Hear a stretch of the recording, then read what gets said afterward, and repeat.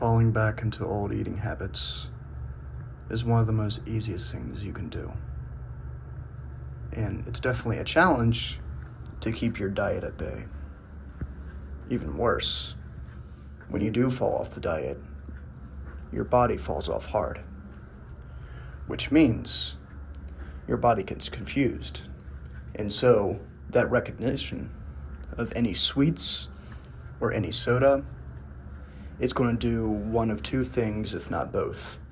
It's going to reject it because of your new diet keeping your body at bay, or it's going to accept it, or both. It'll both accept it and reject it, but you'll get into this obsessive cycle of wanting to eat more. Even if it hurts, even if you wake up, like I have in the middle of the night, and it hasn't happened in a long time, where my heart would hurt and my whole entire body would feel like it's being set on fire from the inside out. Arm would go numb, and then that's when you know you're probably going to have a heart attack if you don't do something immediately. And it's really one of the most scariest things you'll ever go through. So, what can you do to avoid this? Well, my tactic is since I love sweets, predominantly chocolate, I trick my body into eating something that's good for you, yet has a little bit of what you need, a little bit of edge, so you don't have to go full force with a chocolate cake. For example, I make healthy chocolate pudding. What is that, you ask? Well, it's a mixture of Greek yogurt, Oikos, 000, vanilla. I'm very specific about it. And I put cocoa powder and mix a good amount of it, like one of those like big ones you see at the store at the Walmart. Sometimes the little ones, but they're a little too small, and you can make a big mess with the cocoa powder. And then I get a berry mix, wash them out, and then I put the berry mix into the thing or onto a bowl or plate, and I kind of have myself a chocolate pudding parfait, but without all the saturated fat. And it's an absolutely wonderful thing. You get a lot of protein, you get a lot of dietary fiber, and it tastes really good. That is a good example.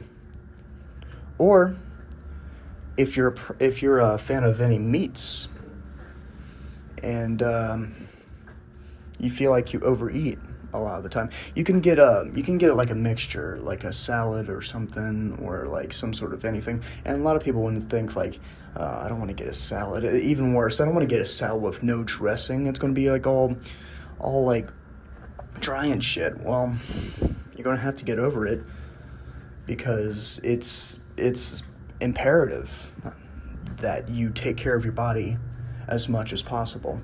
I switched from soda to water. I switched from dairy milk to almond milk, or any other milk that is not dairy and doesn't have a lot of saturated fat. And again, I trick my body because I buy the chocolate almond milk, and that shit is top tier.